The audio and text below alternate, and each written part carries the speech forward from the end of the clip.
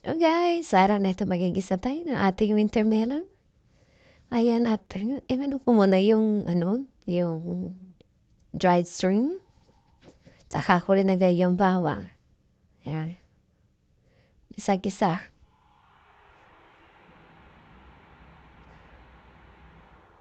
Tapos lagyan natin yung dried mushroom na binabad natin sa tubig at saka natin yung slice at saka yung dried mandarin peel skin. Yan.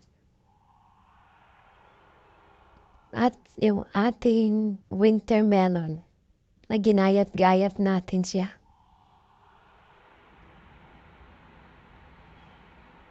Ayun, lalagyan natin siya ng kaunting asin.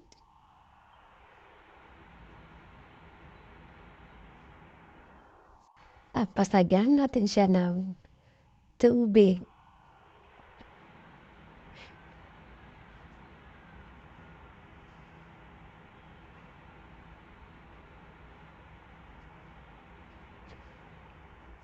Medyo konti lang yung tubig pero nagtagan natin ulit. Yung konti pang tubig para panluto natin sa ating winter melon. Kasi medyo matigas yung winter melon.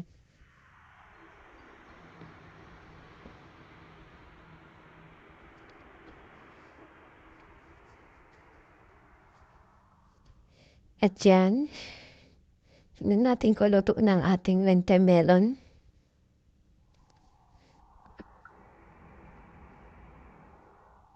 Tapos lagyan na natin yung ating celery. Actually, ang gamit din dapat yung kinchay, di ba? May malalaking kinchay. Wala kasi kami nung kaya celery na lang linagay ko. Ayan, at luto na ang ating celery. Ilalagay na natin yung ating fish cake. Ayan.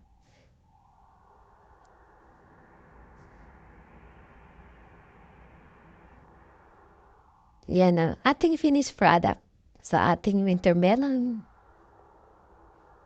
Thank you for watching.